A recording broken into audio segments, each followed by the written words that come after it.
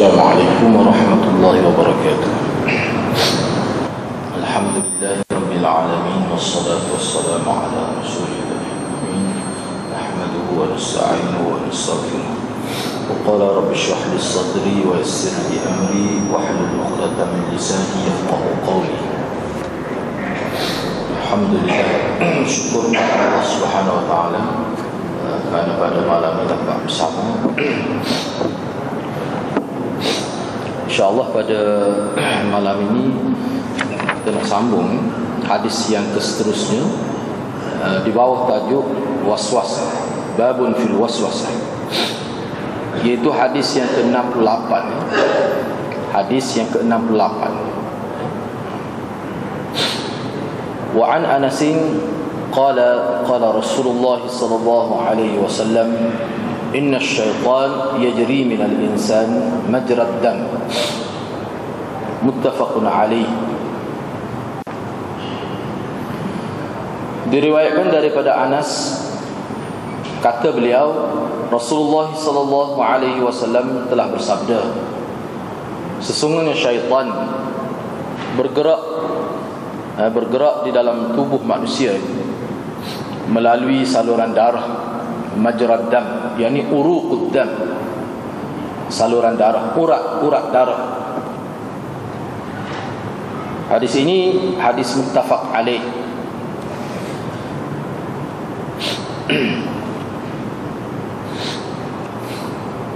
Jadi dalam hadis ini Nabi sallallahu alaihi wasallam menyebutkan tentang syaitan ini bergerak dalam tubuh manusia itu dengan bebas, sehingga digambarkan pergerakan itu melalui perjalanan darah di dalam urat manusia, tempat bergeraknya urat di dalam tubuh manusia. Jadi hadis ini ada beberapa perkara. Yang pertama sekali dari segi makna dia, inna syaitan yajri, kita terjemah secara lafzi, kerana hadis ini dihurai secara detail juga oleh setengah-setengah ulama. Apa maksud? Apakah boleh kita pakai hadis ini dengan makna yang hakikat? Maknanya syaitan itu bergerak sungguh, masuk sungguhlah dalam tubuh kita. Mana kita pakai dengan makna hakikat, ataupun ada makna yang tersirat di sebalik maksud yang disampaikan oleh Nabi sallallahu alaihi wasallam. Jadi minal insan, inna syaitan yajri minal insan, sesungguhnya syaitan, yajri ni asal makna berlari, digunakan kepada air yang berlari asal makna. Tetapi yang dimaksudkan di sini maknanya dia bergerak dalam tubuh minal insan, mana fil insan, dalam tubuh manusia, majrad dam, melalui tempat berlarinya darah manusia, tempat mengalirnya darah, yakni urat manusia. Kata At-Tibi, Syekh At-Tibi, dia hurah ni. Saya tidak nak baca semua sebab ni panjang. Apa yang disebut oleh At-Tibi secara kesimpulan, dia kata maksud secara umum hadis ni kita boleh faham dari tiga pemahaman. Apakah yang dimaksudkan dalam hadis? Yang pertama, hadis ini boleh difaham sebagai hadis perbandingan, tashbihu shibh sarayani kaid syaitan wa jarayani wasawisi fil insan bi jarayani damihi fi uruqihi wa jami'i a'dha'ihi.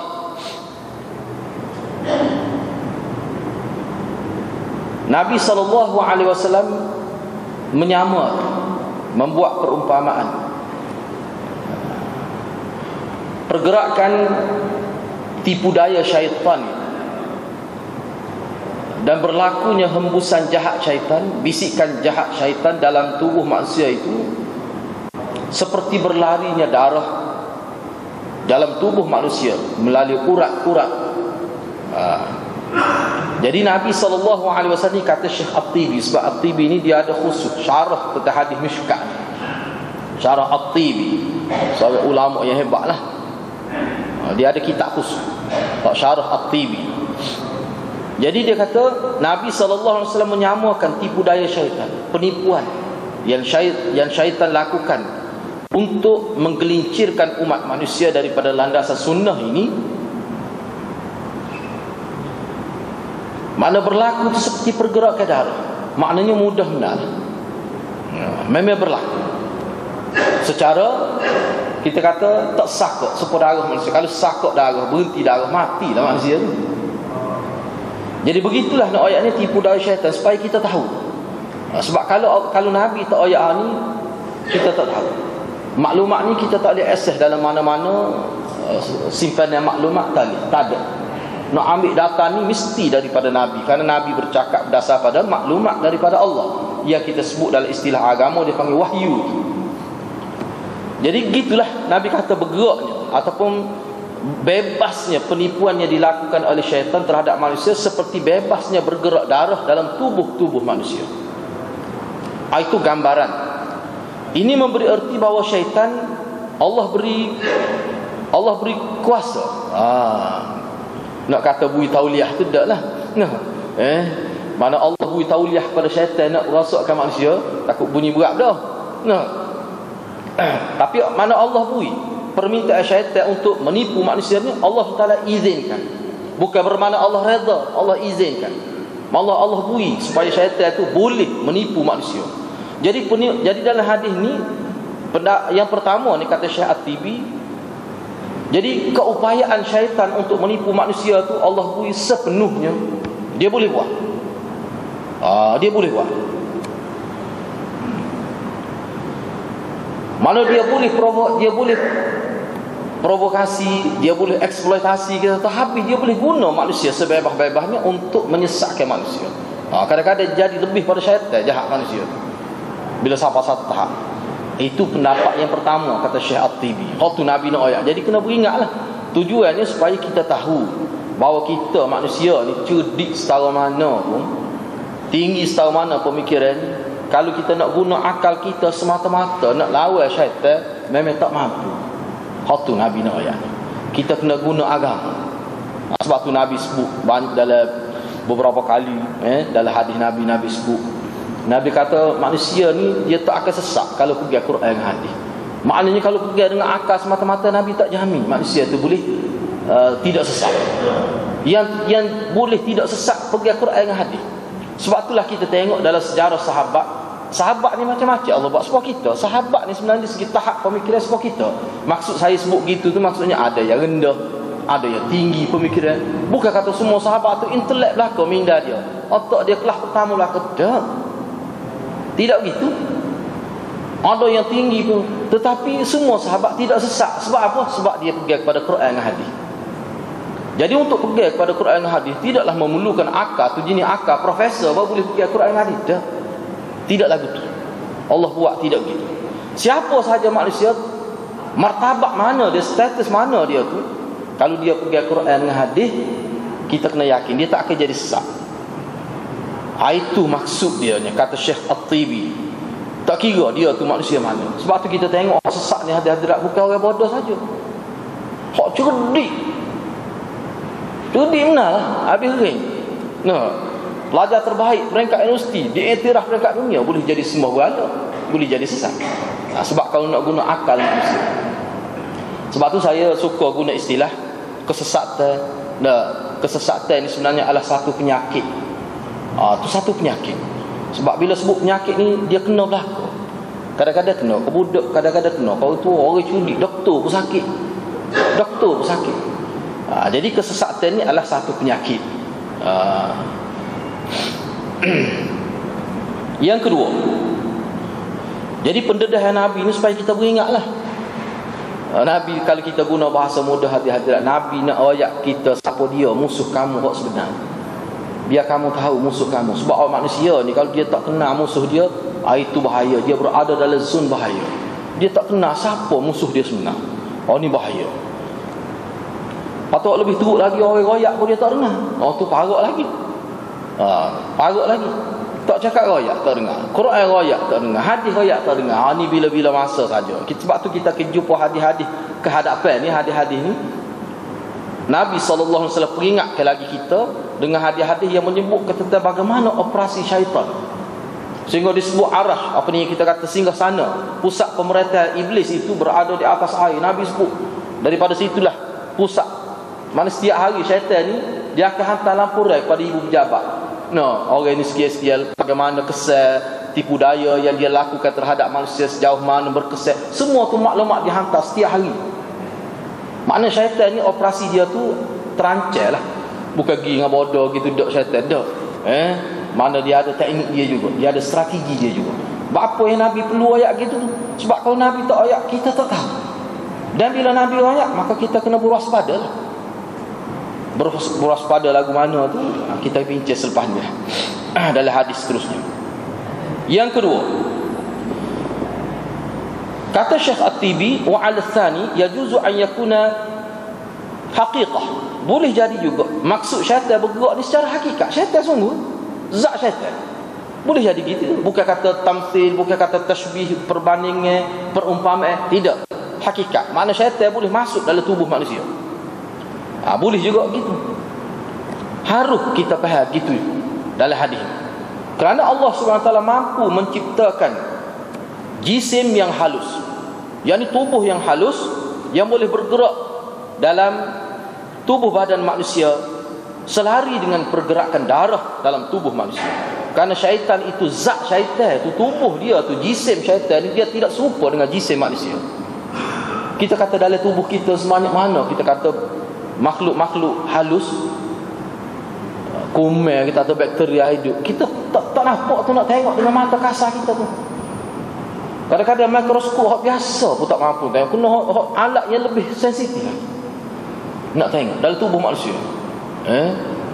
Mana ada tu makhluk boleh hidup, dia boleh segar, dia hidup dalam darah, dalam tubuh kita, dalam usus ada dalam tubuh kita ni ada bakteria. Kuman pun ada.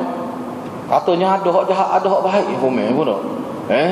Kalau kurang ni kesal pada tubuh gini, macam-macam lah kalau kita dengar doktor sebutlah. Doktor ni macam-macam juga doktor ni pun. Ni doktor hak diiktiraf, doktor pakar ni tak.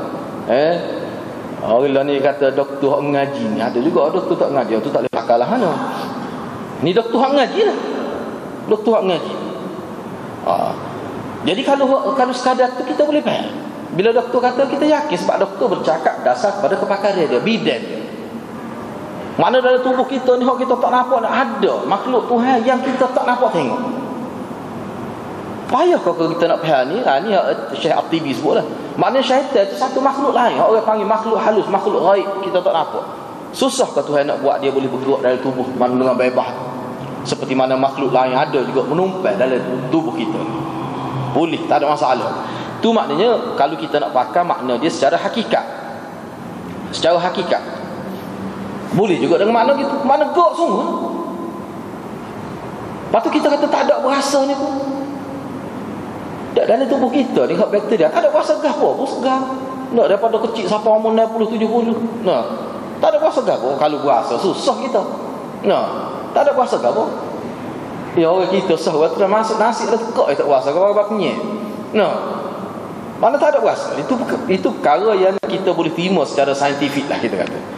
Ni kalau kita nak pakai secara hakikat gitulah. Jadi untuk sebut perkara-perkara lagu ni, tak ada orang yang boleh sebut. Nabi yang boleh sebut.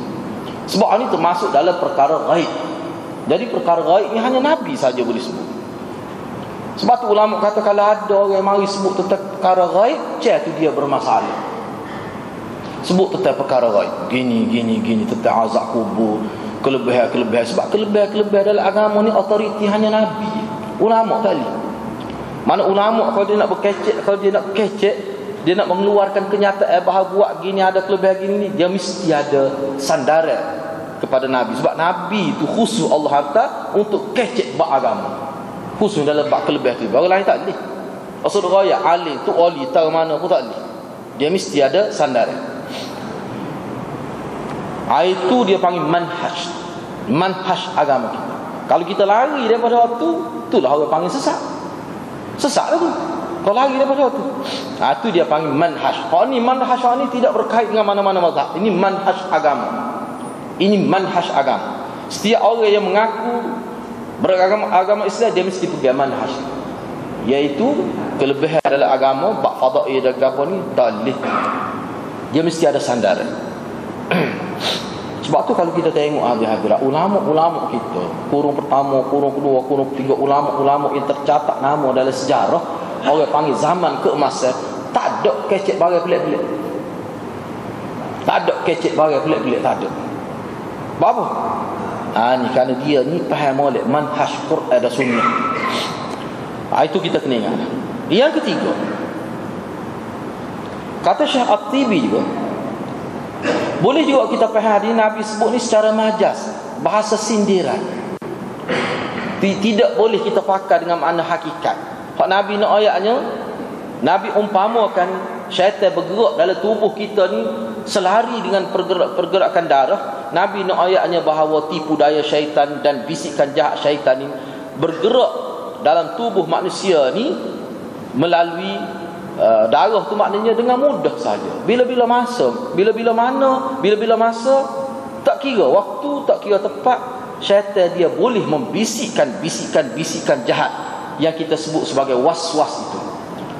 Kita bincang dah sebelum ni dalam mukaddimah tajuk ni, waswas ni, bahawa bila sebut waswas ni dia bersifat bisikan-bisikan yang negatif. Bisikan-bisikan yang jahat itu dia panggil waswas.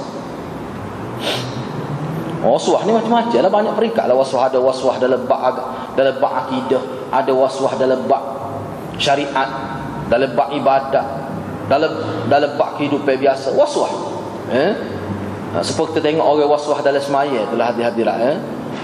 Nak akad takbir tu beberapa kali, kadang-kadang orang nak rokok ni, tapi nak rokok tu jadi lalu. Dia pelik ni, tak waswas dah lepas tu. Setengah-setengah tu sampai tahiyat waswas lagi. Daripada mula-mula takbir sampai tahiyat tu waswas lagi. Maknanya semaya dia berakhir dalam keadaan waswas. Saya sebut dah sebelum, saya ada pengalaman lah. Semaya tepi dia, alim ke Allah dia, tapi nak ini penyakit juga, waswas ni penyakit juga. Dia akad takbir tu, waktu pun terganggu dah kita. Sampai tahiyat tu kat 10 belah-belah kali at-tahiyat, belah-belah kali. Sehingga kita pun jadi rasa kesian. Capur dengan susah hati, capur dengan serabut, ada belakang duduk tepi dia. Apa tu? Daripada tu, subhana rabbiyal azim pun waswas, habis waswas. Kalau siapa tahap tu hadirat berat tu.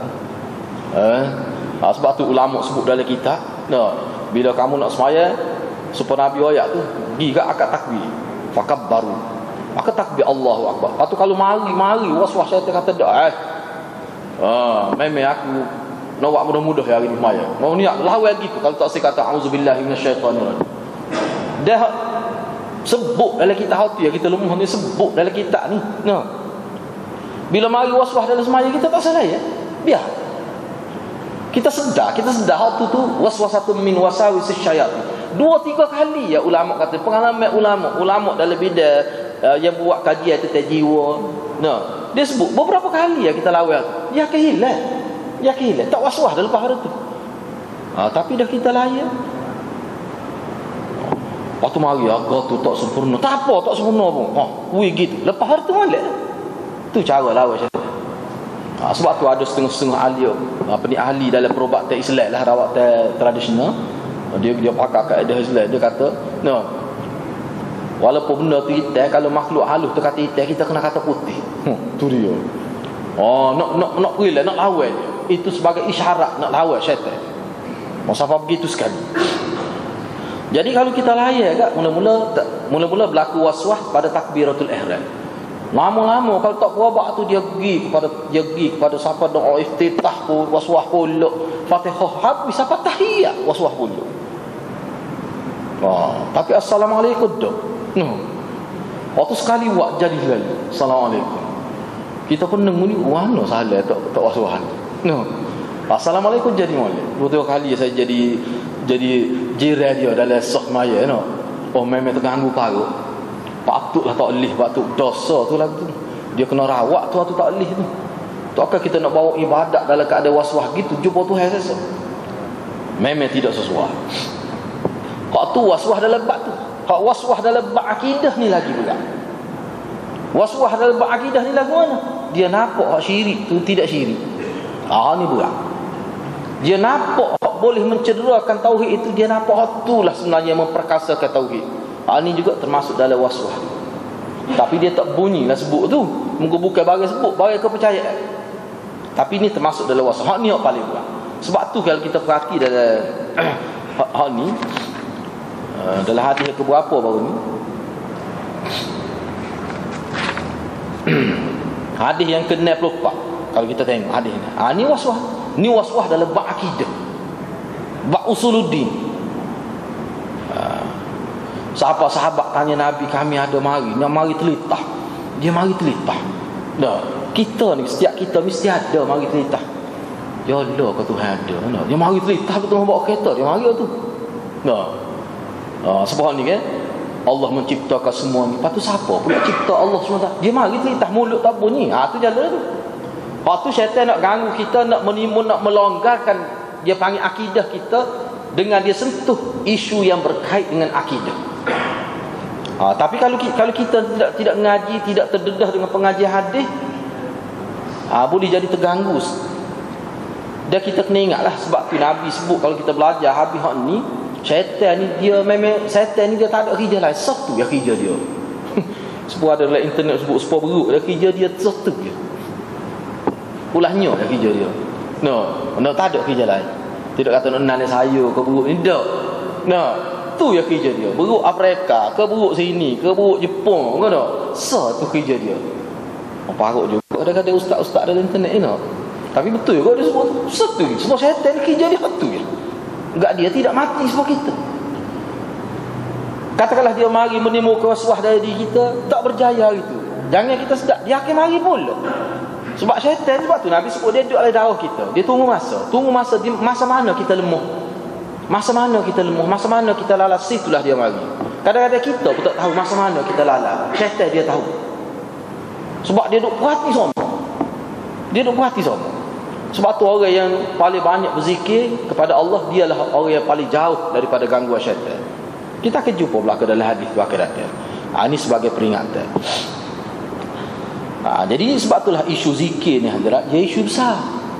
Isu zikir ni, kalau kita berzikir tidak kena cara, kita beribadat tidak kena cara, itu lagi bahaya. Sebab tahu ulama kata perkara-perkara bid'ah ni bahaya. Sebab apa? Bid'ah ni seorang tu dia yakin inilah ibadat. Dengan keyakinan itu dia melahirkan istiqamah dalam perbuatan dia, walaupun perbuatan dia itu salah. Sebab apa? Sebab keyakinan. Sebab tu bahaya.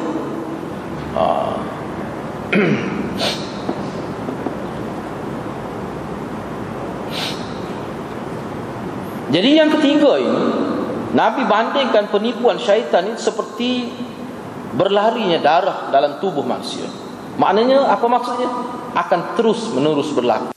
Bertidak mati manusia, baru berhenti aliran darah. Ataupun aliran darah itu berhenti, maka manusia pun mati. Ataupun manusia mati, maka aliran darah pun tidak berlaku.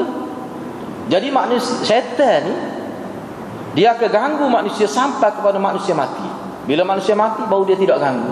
Dekat nak mati pun ganggu lagi dalam hadis pun. Ketika nyawa berada di halqum, itu dia ganggu lagi. Jadi begitulah musuh kita. Kalau kita hadapi dalam hidup kita secara realitinya, musuh dalam agama paling besarnya adalah syaitan.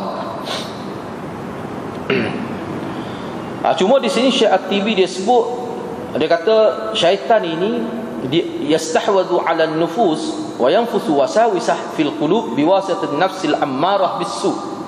Jadi syaitan dia menguasai manusia dan menghembuskan meniupkan, kita kata bisikan-bisikan jahat dalam hati nurani manusia dengan perantaraan nafsul ammarah. Sebab nafsu manusia ni salah satu sifat dia ke al-ammarah bis-su, cenderung kepada perkara buruk.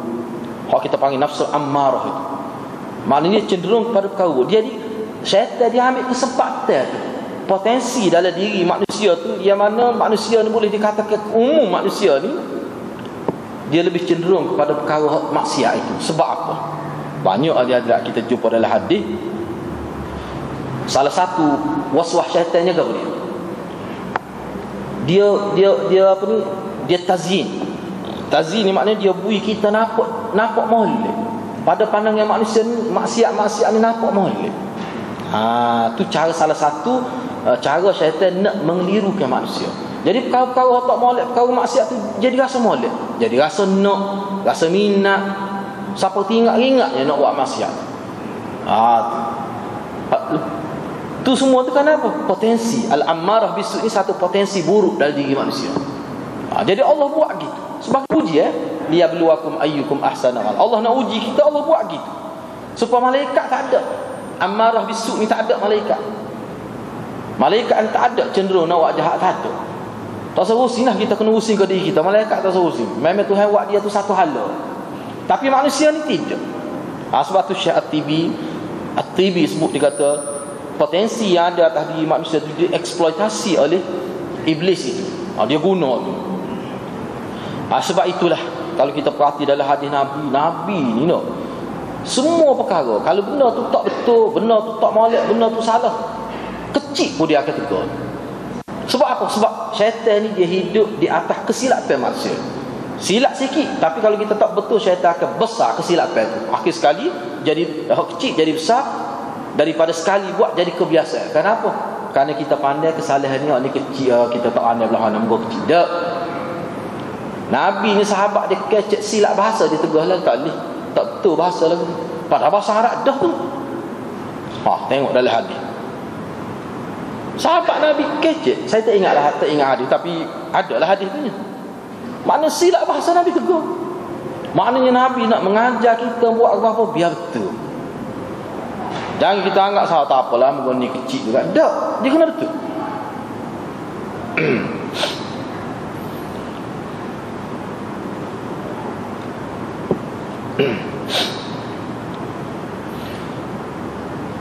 Di sini juga disebut, baik, maknanya syaitan ni bahaya benar kau setara tu. Mengikut gambaran Nabi ni bahaya benar. Mampu ke tidak kita nak lawan kau setara tu? Dekat tak dekat musuh dah lah kita tak nampak. Musuh hak nampak ni pun kita tak nak. Musuh hak nampak, musuh manusia ni kadang-kadang kita gagal kesal penipu dia, liciknya penipu dia. Orang yang cerdik nipu ni kita tak nampak, bahawa kita nampak benar penipu dia. Tu manusia tu. Ni syaitan ni musuh yang gaib. Mampu ke tidak kita nak lawan dia. Sini disebut fa'ilajuhu saddul majari bil ju' was sawm li'annahu yaqma'ul hawa wasyahawat allati hiya min aslihati syaitan. Fasyabu majlabatun lil atham munaqqisah lil iman. Intaha.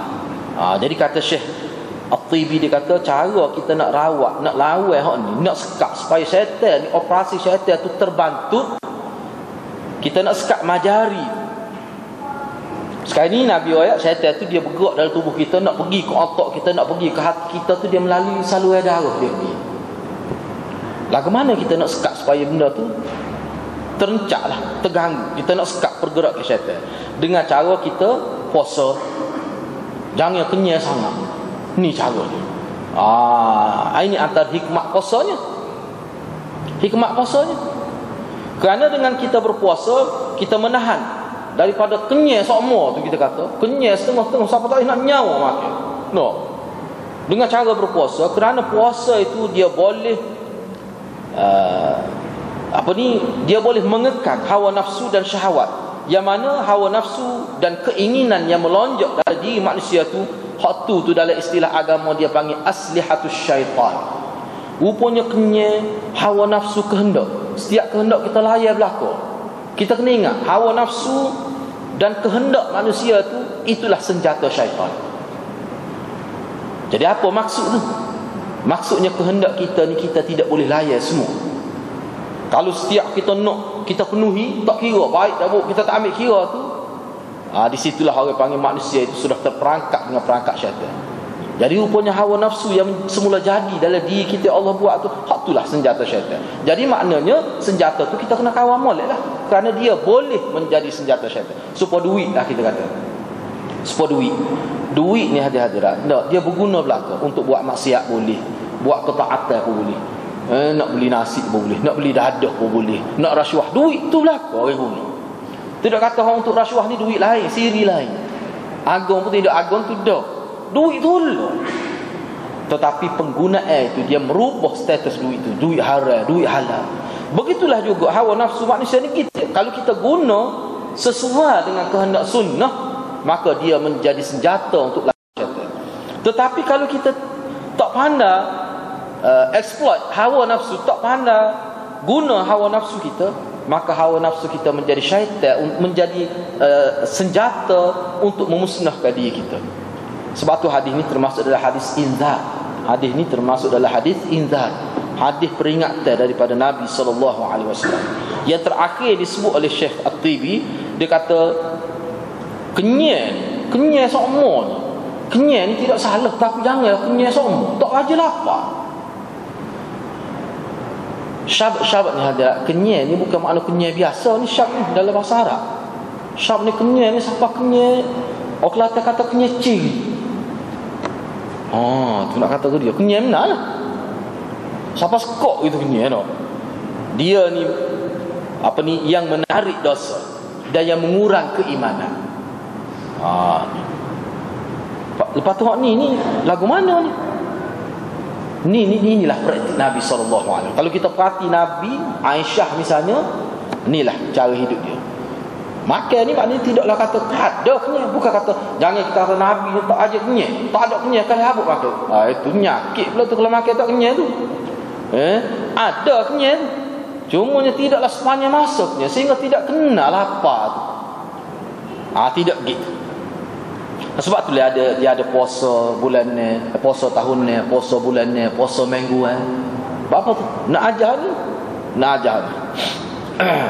Jadi kita ni baru lepas ni, baru 10 Syawal sudah, 10 Syawal baru lepas puasa.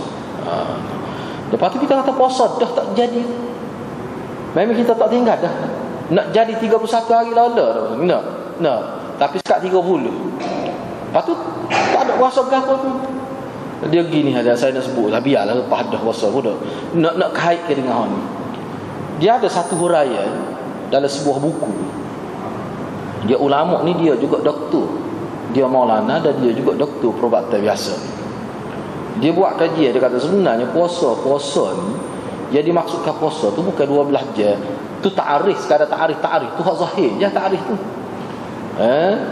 Menhadi daripada makan dan minum bermula daripada terbit fajar shadiq itu sehingga tenggelamnya matahari, yakni masuk waktu maghrib itu. Puasa ta'arif. Puasa ta'arif secara ta'arif sah. Fiqh kata sah lah kalau kita jaga. Perkara-perkara yang membatalkan puasa kita tak buat, sah lah puasa kita. Tetapi yang naik satu tahap, yang melepasi ta'arif puasa, yakni hikmat puasa, maqasid. Allah ni panggil maqasid daripada syariat puasa. Apa yang Allah nak daripada puasa tu untuk kita, apa dia? Inilah salah satu ni, nak lawan syaitan, nak menyekat agenda jahat syaitan tu dengan cara puasa. Lagu mana tu? Ni jaga makan tu. Sebab itulah doktor, saya tak ingat nama lama dah baca ni, lama nak dah. Dia kata sebenarnya puasa-puasa kalau kita nak sebut dengan patah perkataan yang ringkas, puasa-puasa ni sebenarnya Nabi nak melatih kita 30 hari supaya kita kawal makan minum tu mengikut acuan Nabi sallallahu. Hak tu sebenarnya kesimpulan dia buat. Bukan Nabi nak dera kita biar jadi lapar, tidak. Sebab tu kalau puasa sakit gastrik, Nabi suruh buka. Kau boleh buka, kena buka, dah wajib buka, tak kena cara. Siapa jadi boleh menyakitkan tubuh. Kalau kita kata kalau puasa juga boleh melayan nyawa, boleh menyebabkan mati, boleh menyebabkan penyakit jadi kekal, sakit kekal. Tak boleh puasa lagu tu. Tak cukup syarat, sebab puasa ni bukan nak menghukum tubuh badan tu, tidak. Tetapi ni nak lawan syaitan. Jadi lawan syaitan lagu mana? Masa buka sebuah bazar Ramadan dah. Atas meja tu. Dia buka tu hati kalau kelih neng ai kata ni makan ke bahan ni.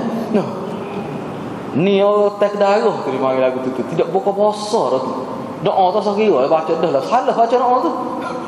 Dah lah baca doa tu hak tidak Nabi ajar dah. Lama kening duk amal doa tu, doa tak kena Nabi ajar. Nabi baca lain, kita baca lain. Tu pun parah dah. Tu pun menopak sakit dia syaitan tu dah. Lepas tu makan pula siapa kau nak tidur. Kalau tengok tempat cuaca ni nengung kita keli. Ada besar pusu tu tinggi. Penuh jam kata. Tu budaya. Sebab tu dia kata puasa orang lagu tu. Sehingga kenyal luar biasa. Kos dapur melambung sekali ganda bulan Ramadan. Kalau biasa 1,000 jadi 2,000 bulan puasa. Siapa ke tidak makan si Hani? Dia berkait dengan dia. Jadi kalau puasa lagu tu patut tak memberi kesan langsung. Bahkan budaya makan lagu tu sebulan dia masuk bulan Syawal, tanding nyakit pula. Jadi sakit pula masuk bulan Syawal dah mana? Sebulan bulan Ramadan dia mengamalkan cara budaya makan yang tidak sihat.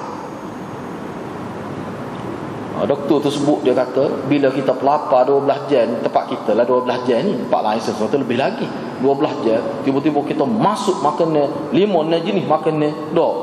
Kadang-kadang mamuh tu cepat, tak ada mamuh, tak ada lumak molek makanan masuk tu, dia memberi kejutan pada maidah. Dia memberi kejutan pula pada perut kita nak rasa makan ni. Sebulan doa amal lagu tu tak kena dinyakit mana. Sebab tu ada doktor kata masuk bulan Syawal tu kata memang sebulan bulan Syawal tu kata pendapat doktor ni bukan klinik ni memang maju sungguh tu. Bulan Ramadan, lepas bulan Ramadan. Jadi doktor tu doktor pakar ya saya. Dia ada buka klinik itu lah. Dia kata memang gitu dia kata. Jadi kalau kita puasa, kita tidak ikut kaifiat. Supaya kita semaya tak ikut cara Nabi semaya. Kita puasa tak ikut cara Nabi puasa. Maka kita tak akan tercapai maqasid dia tu. Jadi tak tercapai juga. Jadi puasa ni hadirat nak lapar lagu tu mudah. Tapi nak jaga ruh puasa tu. Supaya Nabi sebut tu, Nabi kata rubba saim. Ramai mana orang puasa ni laisa illa al-atash. Nah, dia tak dapat gapo kecuali lapar dan dahaga. Kecuali lapar dan dahaga. Puasa lagu mana? Kau puasa jenis ni ya. Siang hari tidur. Pola sawah dah. No. Malam tu makan. Pola sawah juga makan. No. Kalau makan tu siapa kenyang, siapa tak nak bangun. Lagu tu hadirat tak akan tercapai maksudnya. Ini 3 huraian yang diberikan oleh Syekh At-Tibi. Kerana hadis ni termasuk dalam hadis muskil juga. Hadis muskil ni hadis yang orang jadi tak faham lagu mana maksud dia. Sebab tu dia perlu pada huraian. Sebab ada pokok Mu'tazilah talak hadis. Pokok Mu'tazilah talak hadis ni. Dia tak payah, dia kata lagu mana, dia kata syaitan buku tu lagu mana. Sebab itulah ulama kata bergerak lagu mana. Apa ke syaitan ni ada semua ketika kita baca Quran, ketika kita berzikir, ketika kita baca doa. Lepas tu masuk dalam bilik air baca doa, syaitan tak lengit tak kawan, hidup dalam darah kita. No. Kita kena faham lah hak ni ketika kita lalai. Ketika kita ingat pada Allah, ketika kita berzikir, ketika beribadat, ketika hati kita fokus pada tawajuh bermunajat pada Allah, ketika kita sedang berhubung dengan Allah melalui ibadat-ibadat yang kita lakukan, syaitan tak ada. Dia tak boleh nak masuk dalam tubuh kita. Dia tak boleh nak masuk dalam tubuh kita. Jadi maksud ke sini ketika kita lalai. Sebab tu ada setengah-setengah ulama, ni setengah-setengah ulama sebutlah, perempuan ketika haid pada waktu itulah sepatutnya dia kena mendekatkan diri pada Allah lebih daripada keadaan biasa. Dah lah kita sebut ni bukan apa nak ayatnya pandangnya ulama. Jangan dimarah pula orang kita ni tak boleh ada tu. Sebab tu ada setengah-setengah ulama dia kata ni tidak serupa dengan dalam mazhab Syafi'i lah. Dia kata dari segi logik. Dari segi logik selain daripada dalil-dalil lain. Perempuan ketika haid ni kalau dia tak baca Quran langsung kena 15 hari mari. Tak baca Quran, tak boleh baca Quran, enggak mari haid. Tak tu hak doa dalam Quran, ayat-ayat doa kena niat doa berapa je, hak tu tak banyak hak tu. Lepas tu perempuan mari haid ni boleh tengok TV, boleh belakang, boleh baca buku cerita, boleh buat belakang tapi Quran tak boleh baca. Jadi dia kata tak sesuai. Sebab tu ada setengah-setengah ulama lah. Tapi dalam mazhab Syafi'i kita tidak. Cuma apa saya nak sebutnya, nak ayatnya perempuan ketika haid itu, dia Imam Ibn Taymiyah pada sebut perempuan ketika haid lah mudah diganggu oleh syaitan. Sebab tu Nabi suruh dia bersih, kena bersih. Walaupun dia haid pun dia kena bersih. Sebab syaitan tak suka bersih. Syaitan ni tak suka bau-bau sedap, dia tak suka. Dia suka bau busuk. dalam keadaan cemah tu sifat syaitan gitu. Dia berbeza dengan sifat Nabi SAW. Jadi perempuan haid dia kena jaga. Sebab tu kita tengok dalam hadis perempuan ni selepas suci daripada haid tu, isteri-isteri Nabi dari segi amalan dia bubuh bau di kemaluan. Kasturi. Buh za'faran. No. Dia adalah campuran-campuran dalam cara hadis. Sebab apa tu? Itu sebenarnya isyarat pada nak lawan syaitan. Sebab tu perempuan-perempuan ni kalau dalam mazhab Syafi'i tempat kita ni tak boleh baca Quran, dia kena berzikir juga. Itulah khasiat setengah ulama atau khasiat Nabi muka ke zikir-zikir. Bukan tapi zikir ni hak warid lah. Jangan duduk yahanana pula tu penipal pula tu. Tapi mari baca yahanana pula dia penipal atau satu bela tu. No. Zikir-zikir Nabi aja hak warid daripada Nabi SAW. Kenapa hal tu? Khususnya perempuan-perempuan ketika pada waktu itulah dia sebenarnya mudah diganggu oleh syaitan. Waktu tu memang disebut dalam kitab. Sebab Imam Ibn Taymiyah ni salah seorang yang mahir dalam ilmu kita kata rawat tradisional lah istilah hari kita lah ni. Dan dia pun boleh bomo, ada kitab dalam kitab sebut dia boleh bomo orang yang diganggu oleh makhluk halus. Itu pengalaman dia tu banyak.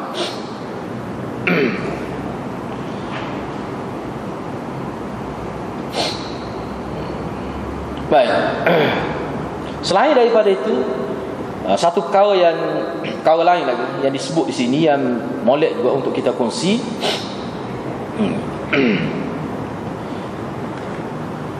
Antara kesimpulan besar ni molek. Selain pada saya sebut sana ni maqasid yang Nabi sebut ni Nabi nak ke dia. Apa tujuan Nabi sebut? Sini dia ada sebut ringkas tetapi padat ni. Wa fil hadis al-isti'dad lit-tahaffuz min makaid asy-syaitan fa innahu yajri min al-insan majra ad-dam wa la yufariqu ma la yufarifu ad-dam fa yatahabu al-insan lil-ihtiraz min wasasi wa syarri. Adalah hadis ni Nabi nak ayat supaya kita bersiap siaga. Kita bersedialah. Musuh kita tahu tu kemampuan musuh kita. Kena bersedia. Bersedialah ke mana? Bersedia menghadapi tipu daya syaitan itu. Oleh kerana dia bergerak dalam tubuh manusia melalui pergerakan darah, maknanya Nabi nak ayat dia tidak berpisah dengan manusia sebenarnya syaitan ini. Jadi kamu kena bersiap sedia. Jadi bersiap sedia lah ke mana? Kamu kena memperbanyakkan zikir kepada Allah Subhanahu Wa Taala. Sebab itulah hadis setiap kali kita nak buat sesuatu dalam hadis Nabi sebut kita kena baca Bismillahirrahmanirrahim. Sebab syaitan ni salah satu cara nak lawan syaitan dia kena puji Allah. Puji Allah Subhanahu Wa Taala. Sebut nama Allah, ingat kepada Allah. Jangan ingat kepada benda lain. Kena ingat kepada Allah. Itu cara nak lawan syaitan Nabi ajar. Baik, sebenarnya hadis ni dia letak bawah. Kita pun tidak nak baca daripada awal. Baik, hadis ni dia ada latar belakang dia. Nak suruh kita faham lagi hadis ni, dia mari pula. Dia sebenarnya asbab wurud hadis ni. Kalau Quran dia panggil asbab nuzul. Ni asbab wurud. Hadis ni sebenarnya latar belakang dia kisah dia Nabi SAW. Cerita dia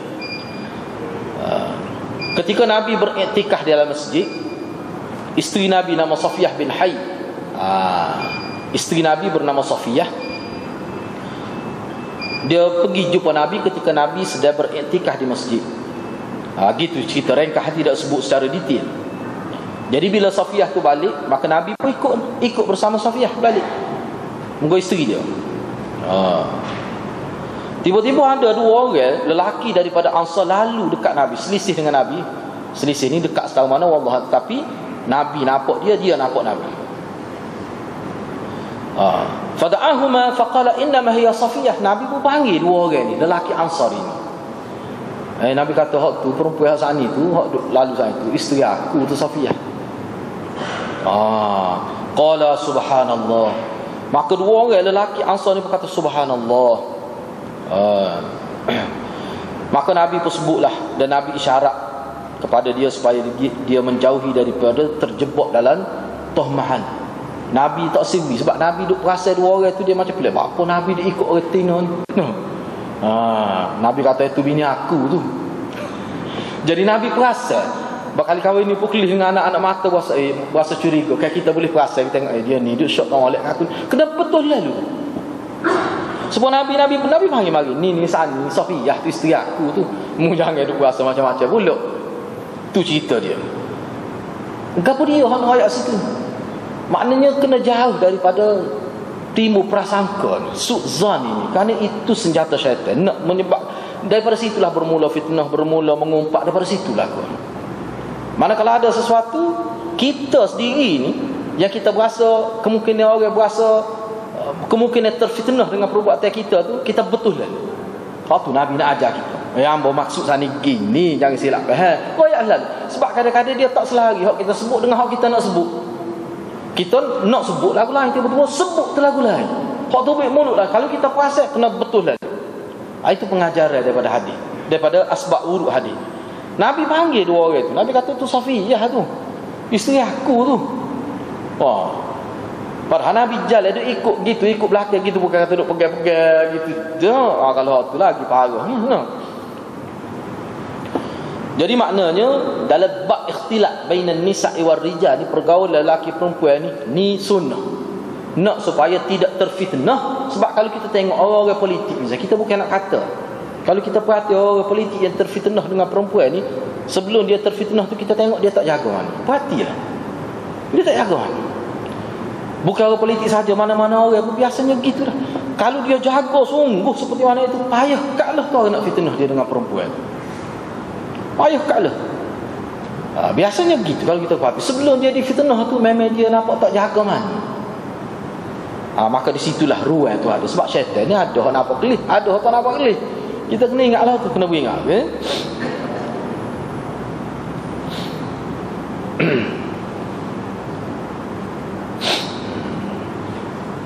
Jadi di sini disebutkan bahawa kalau Nabi sendiri pun dalam kisah dia dengan Safiyah ini, pun Nabi panggil selalu nak betul, takut orang silap faham.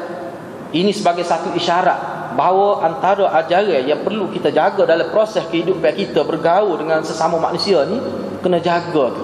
Keadaan-keadaan masa, tempat, hubungan lelaki perempuan wajib kena jaga. Kalau tak jaga tu boleh rosak. Dan inilah salah satu maqasid syariat kita yang menghalang kita bersalah dengan perempuan. Bersalah dengan perempuan tu hikmah dia tu lah. Sebab kalau bersalah macam-macam, situ timbul fitnah. Situ sebenarnya bukan kata Islam ni qalut, dia nak jaga hak tu. Sebab tak perlu pun sampai hak tu, tak perlu pun. Tidaklah kata bila tak bersalah dak. Kalau kita tengok setengah kritikan daripada masyarakat, bukan Islam lah, kita kata orang Islam dia tak faham pun qalut Islam. Nak salah tak boleh. Dak, di situ ada kebaikan. Pak Nabi buat. Nabi tak pernah, tak ada satu hadis pun Nabi salah. Bukan Nabi baik, aku Nabi angkat tangan gitu, perempuan angkat tangan. Hak celup dalam air pun ada. Dalam bekas panjang gitu, Nabi tok tangan ini sahabiah tok tangan. Tak pernah Nabi salah. Tak pernah, tak jumpa dalam hadis. Tak ada. Itu dari segi kita tengok dari sudut itulah. Cuma dalam kita tidak nak bincang dalam keadaan kritikal, dalam keadaan darurat kita tidak nak bincang. Cuma dalam keadaan biasa begitu keadaan, begitu keadaan.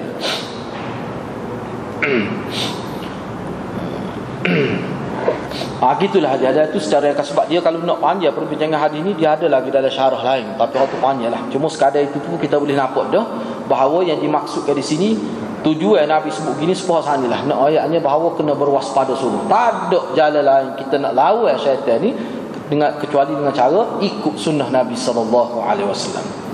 Jadi hadis seterusnya adalah hadis-hadis yang termasuk dalam hadis-hadis muskil lagi. Hadis 69 itu termasuk dalam hadis muskil lagi. InsyaAllah itu kita bincang minggu hadapan. Setakat itulah aku qauli hadza wa astaghfirullahal azim li wa lakum. Assalamualaikum warahmatullahi wabarakatuh.